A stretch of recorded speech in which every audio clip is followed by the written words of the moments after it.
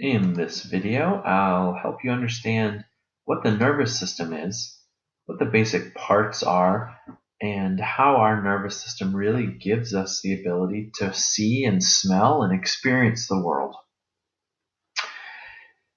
Here we go, Chapter 11, the functional organization of nervous tissue. What we're looking at here are tiny cells called neurons.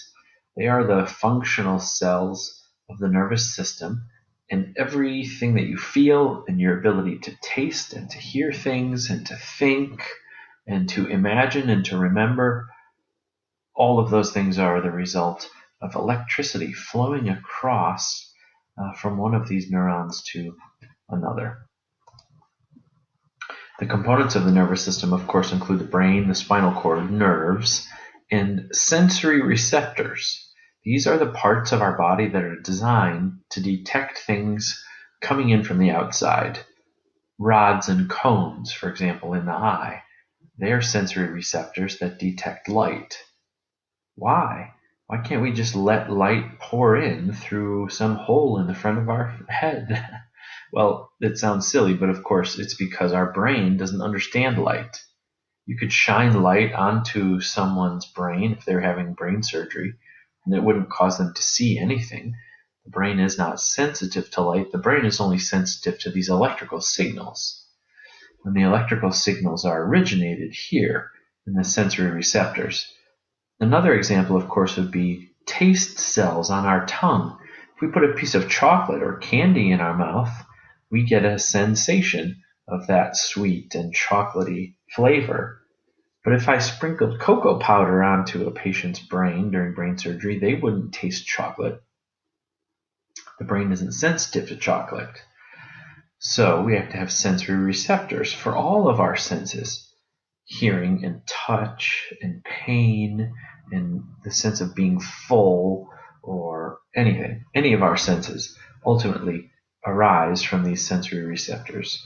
Then the sensory receptors send a signal through what we call the peripheral nervous system, and then up to the spinal cord, and then up to the brain. And the brain and the spinal cord are part of the central nervous system. Conversely, when I want to move my body, the signal starts in the brain and then it comes down the spinal cord and then out the nerve to go to the muscle, or in involuntary cases, out through other nerves to go to our blood vessels or to our organs. So what we see here is that we have a couple of different ways of classifying these nerve cells. Sensory neurons, or sensory nerve cells, come from the sensory receptor, like this pain receptor. She's about to touch something really sharp and pokey, and as soon as that needle or pin touches that sensory receptor, it sends an electrical signal all the way up the neuron, actually all the way up her arm and to her neck, and then into the spinal cord in her neck. This one cell is probably 3 feet long. In the event that she wants to move, the signal coming down from the brain leaves the spinal cord and goes out to the muscle to have her bend her elbow in this case. Those neurons, based on their direction going out, are called motor neurons or efferent neurons. So afferent literally means incoming information relative to the central nervous system. Afferent, sensory. So this is hot and cold, different types of pain, different types of touch and vibration. Motor, most of the time we talk about the motor functions, motor as in movement, so going to skeletal muscle. But some glands and smooth and cardiac muscle also respond to motor signals. It's just that those are, of course, involuntary. Okay, so going back to this picture right here, all of these spinal nerves coming off of the spinal cord, these are like little highways. There's incoming information, sensory information, and motor, that's outgoing or efferent information. Here's another one, incoming and outgoing. All of these have sensory and motor components to them. And so we might think of the spinal cord as sort of a highway, a super highway. It has hundreds of thousands of lanes of traffic. Some of them are sensory, northbound traffic heading up to the brain to give us conscious awareness of sensation. Excuse me. In some cases, these are reflexes that aren't going to give us conscious sensation. But nevertheless, there's a lot of sensory tracks going up the spinal cord. Then there's a lot of southbound traffic, right? Motor information coming over to this arm, motor information going to the small intestine, motor information going to the legs so that I can jump. The peripheral nervous system, meaning everything outside of the brain and spinal cord, can be broken down into these different things. We've talked about the sensory receptors. A nerve is really a bundle of these little branches of the nerve cell. Those are called axons. And then we're going to see that the nerves are really broken apart into those that come off of the spinal cord and those which come off of the brain. A ganglion is kind of a weird word. We'll see it all throughout the neurology unit here. It means a collection of the nerves' cell bodies outside of the central nervous system. This will make a lot more sense after we talk about neurons, but suffice to say that the cell body is really the central part that has the nucleus and all of the things that you know about a cell. Rough ER, smooth ER, Golgi, all of that stuff. What of course makes neurons different is that they have those long branches, the axons and dendrites. A plexus is a place where these nerves and axons come and blend and split, sort of like a big intersection between a couple of highways. Okay, when we look at this sort of overall chart, this is a different way of thinking about sensory input coming in through the peripheral nervous system and then up to the brain and the spinal cord.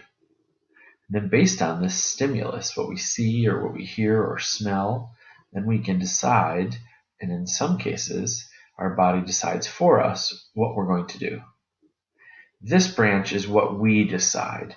The somatic nervous system means the body nervous system, and it really speaks to the fact that this is what allows us to move our skeletal muscle. So this guy says, hey, I am out of here. He's going to walk up the hill and get away from the bear.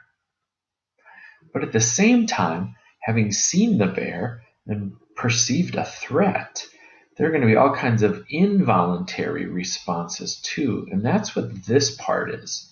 Autonomic nervous system. This is involuntary motor. You might know something about this. There are two sort of states. Our ANS, our autonomic nervous system, can either be in a sympathetic state. This is fight or flight response.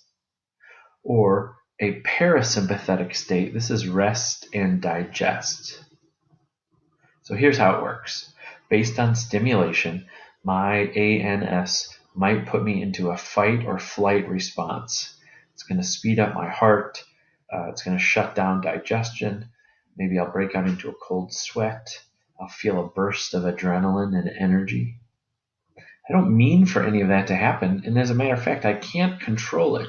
It's an involuntary response to stimulation. After I've gotten away from the bear, and there's no more threat coming in, then my ANS will say, whew, okay, now let's digest our food, let's slow down the heart, let's stop sweating, you don't need to waste all that energy. So we're going to see reflexes work through these. We're going to talk a lot about consciousness and what sensory experience is like, and how we can learn to control our body through dance and through yoga or learning how to play a musical instrument. A couple of other things we need to talk about in this first video, the different cells of the nervous system. Neurons are like the rock stars. They get all the attention. They're the ones that we want to watch and the ones that we want to see how they work. But the neuroglia are actually more numerous. These are the behind-the-scenes nerve cells. These are the roadies and the hair and the makeup people, and they deserve our respect. So the neuroglia support and protect the neurons. Here's the rock star, the neuron. Your thoughts, your ability to see the world and to do something about it, it's all at the result of electrical impulses coming down this neuron and then tiny chemicals being sprayed out the end. So this is sort of like a really long, weird perfume bottle. The perfume is stored in the little bulbs at the end. And if we zap this neuron, it's going to send an electrical signal all the way down, zzz, and then right to the end, where the perfume will be sprayed out. Okay, let's talk about it in scientific terms. This is just like any other cell you've learned about. It has a nucleus and all of the organelles, and it's filled with fluid, and it's surrounded by fluid, and it has a semi-permeable plasma membrane. Look, there's mitochondria there. The only new thing you might see is the Nissl bodies. These are what make the perfume. These are what make chemicals called neurotransmitter, which is going to be released from these little things down here called the synaptic knobs. In nearly every case that we talk about in this unit, we're going to talk about the electrical activity moving in this direction. It comes in on the dendrites, then it goes out through the axon, and then at the end, the electrical signal is converted to a chemical one with that spraying out of chemicals. The key to understanding how the neuron works is to understand this one here, the trigger zone. If I sort of tickle this dendrite, it might start an electrical wave, but that wave will hit the trigger zone and nothing will happen. If I tickle a whole bunch of these, though, it will be more electrical waves coming in, and there will be enough pressure to push the trigger to send the signal all the way down any of these axons, and then any of these synaptic knobs will release its neurotransmitter. You see, it's sort of like a gun, which is why they call this the trigger zone. If you just touch the trigger, nothing happens. If you pull on the trigger a little bit, nothing happens. But if you pull enough, the gun fires all the way. It fires all the way or not at all. You cannot fire a gun halfway. And you cannot fire the neuron halfway either. It will either release all of the chemicals at the end or none. And it's the trigger zone that decides whether this so-called action potential is generated. The action potential is the firing. It's the electrical wave that originates right here in this initial segment. If the trigger zone is sufficiently stimulated, the signal, called the action potential, will go at full speed and full strength all the way down to the end. Not every neuron looks like that. Most of the time, the vast majority, we're going to talk about these, the multipolar neurons, where the signal comes from the dendrite to the cell body and down the axon. But there are a couple of other kinds. Bipolar neurons, the dendrites all converge onto a single fiber, a single dendrite, and then the signal sweeps across the cell body, and here's the trigger zone, and then it fires. In a unipolar, the dendrites converge right onto the axon trigger zone, the axon hillock right here. And so the cell body is not really involved in the electrical conduction. Functional classification is what we talked about earlier, sensory and motor. And then we have to add the third category. They're called interneurons or association neurons. These ones are connecting the sensory to the motor in the case of reflexes, and connecting one neuron to another in our brain. So that if I hear woof woof, I think, oh, that's a barking dog. And then I think, oh, I like dogs. And then I think, I wonder if that's my dog. Right? All of those connected thoughts are made possible by these interneurons connecting one thing to another, connecting the sound to the idea, to the feeling, to the whatever. Structurally, We can classify the neurons based on multipolar, bipolar, and unipolar. But these are the most common and abundant. Okay, now we can talk about the support cells. The neuroglia, remember, are the behind-the-scenes neural cells. They're not neurons. They don't really help with the electrical and communication, but they are support cells. The first ones are called astrocytes. These are a part of a system called the blood-brain barrier, which is very strange, but here's the deal. Although your brain, your neurons, and your neuroglia need the nutrients and oxygen from the blood, many of the things within the blood are poisonous to neurons and glial cells. It's a bit oversimplifying it, but you could think of it that blood is poisonous to the brain. And so as the blood flows through the tiny capillaries within your brain, each of those capillaries must be tightly wrapped by the feet of the astrocytes. Otherwise, some of those toxic substances will leak out of the plasma and begin to cause brain damage. This helps us to understand why hemorrhagic stroke and bleeding within the brain is so dangerous.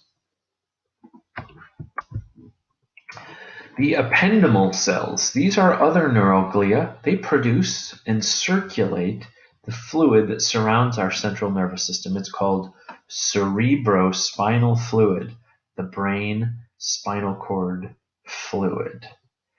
You might know something about this if you know about epidural injections or lumbar puncture spinal taps. But suffice to say that the brain and the spinal cord are surrounded by a layer of fluid, a cushion, and a chemical buffer. And that fluid is produced and circulated by these ependymal cells. The oligodendrocytes are the cells that insulate our axons, wrapping them in a fatty insulation called myelin. The myelin insulates one neuron from another, and it allows the signal to travel many, many hundreds of times faster.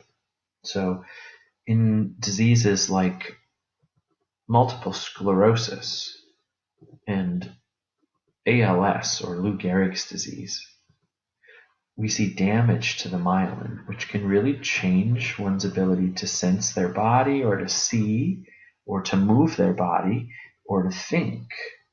So myelin, the insulation that allows things to happen quick for efficient movement and clear thinking, that's produced by the oligodendrocyte.